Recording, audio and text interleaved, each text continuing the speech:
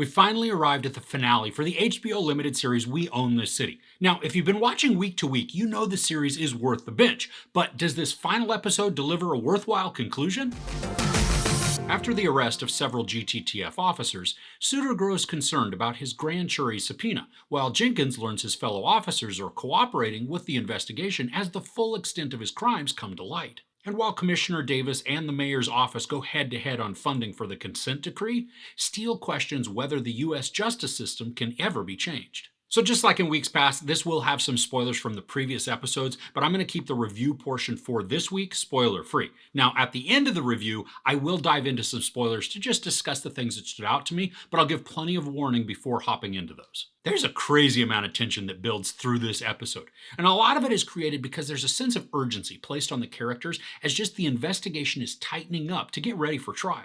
As the pieces continue to fall into place and then the federal prosecutors, they're shoring up all the information, that's when some characters feel the pressure, which they then translate really well through the screen. Jamie Hector as Suter continues to be a character I love watching. Now, in one of the previous episodes, we watched how he used to be in the GTTF and how some of the events that he either participated in or was at least aware of looked like they bothered him in some way.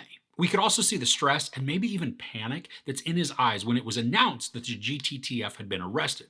Now, we were never explicitly shown that Suter took the cash from the raid with Jenkins, but his behaviors in those previous episodes do make me tend to believe that he did indeed take it. Now, a portion of this episode focuses on Suter, allowing Hector to once again bring us a character who's conflicted, or at least bothered and then very preoccupied. And just like in last week's episode, when the arrested members of the GTTF are interviewed, we now see many of their perspectives just told all together, instead of only having one singular point of view. And that continues here with the segments put together in a quicker storytelling manner, since a lot of the info we've already watched. But this, once again, helps to create a very compelling narrative with many different angles shown to make the point. While Jon Bernthal's Jenkins doesn't dominate the screen time in this episode, there are some great scenes with him showcasing yet again why he is such a powerful actor. He's dynamic in his performance and even convincing as he works any angle he can with the feds. I mean, there were times when I had to remind myself of all that I had previously seen about Jenkins, because Bernthal, he just has so much charm that I want to throw all of that out that I've seen and just believe that he's the good guy who's just wrongfully accused. It's crazy, I know, but I found doubt of his legal actions floating in my head as Bernthal just acted the crap out of his scenes. But there are also times where his hubris is on full display, reminding me that the self-absorbed persona will say anything to put himself in the best light possible. Now, because this is based on real events, a lot of this conclusion could be frustrating. We don't have the creativity of writers to make everything conveniently wrap up all nice and neat. I did like that despite all of the forward progression in the case that we've already seen, more is coming within this episode. The story unveils these elements at the right times to continue piling on the bricks of evidence to then prove the government's case. And just like in the previous episode, we get another great scene between Wunmi Mosaku and Treat Williams. Now, there is a really great dynamic between them, and I love the realism that's in their frustrating conversation. The political posturing is sickening too, but it's not surprising. We get to see the inner conversations which then give light to the actual priorities of those in power. And despite what the political campaigns say or what's put out publicly, the true motivations get shown to us through where the money is actually being directed. And there's an interesting perspective on the new consent decree. In theory, the decree is a great and useful tool for reform, but the story shows the actual flaws that could be present within it and how it will affect the public that it's meant to protect. And these revelations are wonderfully captured in Steele's reactions. Her character has been pushing and pursuing justice for the people of Baltimore throughout the show, and it's very intriguing to watch how all of her interactions now affect her. I love the commentary that comes from Steele as she talks about the Civil Rights Division and its future under the Trump administration. And there's this huge level of frustration that she unveils in an expertly convincing manner. Now, this whole series has been riveting, from the storytelling to the editing and just the way that the narrative is pieced together, to then the rock-solid performances by so much of the cast. Each plays their roles awesomely, creating characters we love and some we love to hate. But truly, the standout in this is Jon Bernthal as Wayne Jenkins. The charisma and charm that just emanates from both the actor and the character are sickeningly effective in creating someone absolutely captivating, but also fully reprehensible. And as mad as I am to admit it, Bernthal also gives Jenkins a sense of humanity, whether that's all delusion or not, so that there are times where I actually sympathize, or maybe at least feel sorry for him, despite him being an absolute garbage person. As the episode wraps up, we get some title cards that give details on how events and situations play out in the future.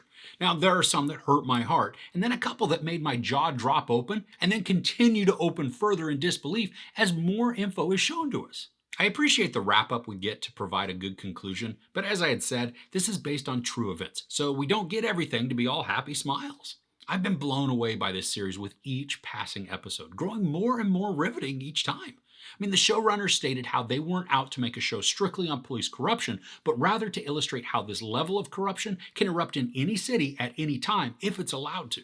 The story does a good job of showing the elements that built upon themselves, leading to the crushing effects that corruption had on this city. This is a do not miss, must watch limited series. A show like this exemplifies why HBO is one of the leading providers of excellent content. And no, I am not sponsored by HBO. For this episode, there's no sex, maybe some brief nudity, a ton of profanity, and some violence. Now, I've held off giving individual ratings to the episodes, but for the series as a whole, I give We Own This City 5 out of 5 couches. So what has been some of your favorite moments in this series? Let me know in the comments below. All right, I am now going to dive into some spoilers for this current episode, so if you don't want to hear them yet, now's your chance to bail. Thank you for watching me and for couching with me. Okay, so there are a few things that really stood out to me or impacted me in this episode. Now first, I want to talk about Jamie Hector's suitor. Now, I don't know about you, but this episode broke my heart when it came to him. Throughout the series, I've really held on to the hope that he didn't take part in the corruption when he was based in the GTTF. But based on his panic and the stress following the arrest announcement of the GTTF, I think it's pretty evident that he did take part to at least some degree. Now, this episode does a really good job of showing us Suitor's mindset, how he was becoming distressed and desperate once he found out that he was going to be looked into. Even if it was just in a minor way. To watch him work up the muster while out with his partner to just set up that scenario that would allow him to shoot himself, that was intense and sad.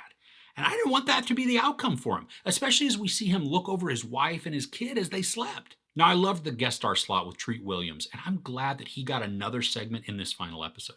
The conversation that he has with Wunmi Mosaku's Steele, it is powerful, and I think it's one of the elements that I believe lead to Steele eventually resigning. Williams as Grabler continues to talk about how the terminology for the war on drugs changed political and then the governmental outlook on the police. And he talks about how in a war, you need warriors. In a war, you have enemies. In a war, civilians get hurt and nobody does anything. You count the bodies and then you call them victories. He asks the pertinent question of whether or not the government is ready to declare that long ago they lost the war. There's been nothing achieved other than full prisons and routine brutality with a complete collapse of trust in police departments and their cities. This then opens the door and paves the way for corruption to take hold. When it's a war, things aren't examined closely. The collateral damage is expected, so it's excused. I love how he also discusses that political wills will always falter when money is concerned. We watch that then play out in the discussion between the mayor, her cabinet, and the police commissioner. It's a sick cycle that doesn't allow for any change. Now, the mayor won't cut pet projects, which would free up some funds to allow for better policing practices under the new consent decree. And because that won't happen, the commissioner is now stuck trying to keep crime under control with no financial backing to incentivize the good cops to work overtime. This then is sickeningly ironic when first Davis is fired by the mayor, but her appointed commissioner has to resign due to federal tax evasion. And then it's made all the more worse when the mayor herself is corrupt and sentenced for federal crimes. When these title cards came up, my jaw opened and then it dropped in shock as each new item was unveiled. I was like, huh? What? Oh my gosh. I also thought it was intriguing to hear Steele talk about the consent decree with Touré. The discussion basically outlines how the consent decree is basically worthless if the cops don't actually adhere to the guidelines. It states that the consent decree really just rewrites the rules on how dirty police can hunt people. I love the effect that this has on Steele.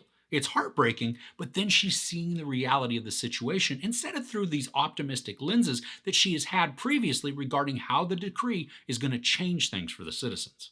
And there's a conversation between Ryan, Gondo, and Jenkins at the strip club where Jenkins is actually upset that it's being viewed as dirty. Once again, we are getting huge insight into Jenkins's mindset. They discuss the GTTF being investigated by the feds, and somehow Jenkins is still under the impression that he's a good cop doing good work. He's more concerned about his good name being tarnished than the fact that he's actually a dirty cop. And then we see this play out in Jenkins' guilty plea. I mean, he avoids all the dirty laundry coming out, including his cheating on his wife with strippers and prostitutes, and even all the drug dealings, so that he can remain the family man in his warped sense of reality. And the final sequence of Jenkins is also very telling of his delusional, arrogant, hubristic view of himself. I mean, the fantasy that plays out as he's out in the yard of the prison, I mean, it showcases how he still sees himself as the hero of his story. He's the cop everyone looks up to, admires, and reveres. We saw the scene of Jenkins talking about good police work before, but this time, all the rookies are replaced with the cast of cops that we've gotten to know over the series. There's Suter, Herschel, Gondo, Ryam. I mean, even Commissioner Davis is there in an officer uniform. They're all shown to be looking at Jenkins with awe and inspiration. His fantasy is that he is seen as the good guy. He's the cop's cop. His work, even if it's gone well past the gray areas of the law and then right into the illegal, he still sees his good outweighing any bad. But funny enough, he never sees how him putting drugs back on the street while profiting from that is doing nothing but bad for his city. Now, this fantasy moment for Jenkins is one of the mindsets that the show has been trying to expose and combat. Police corruption is still corruption, even if it's accomplishing some of the goals of the force to reduce crime or get guns off the street. When it's not gone about in legal ways, the cops become the crooks, and it's really difficult to come back from something like that. Now, one last point I think I want to address is the interview between the federal prosecutors and Gladstone. This illustrates how the cops are a brotherhood. I mean, Gladstone talks about himself as well as others who are just lonely and looking for a connection. So they join the military and find that camaraderie. They then continue that with the police. But they bring that militaristic mentality to their policing and also choose the camaraderie and belonging over upholding the law. Now, this tight-knit way of existing creates scenarios where corruption can take hold and no one says anything because they've got each other's backs. All right, so I think that's all for me on this. So what stood out to you as important or maybe impactful? I mean, it could be in this episode or within the show as a whole. I'd love to hear what your thoughts are in the comments below. If you enjoyed this, please give it a like. Also, don't forget to share and subscribe. I'm Chris. This is Movies and Munchies. Thanks for couching with me.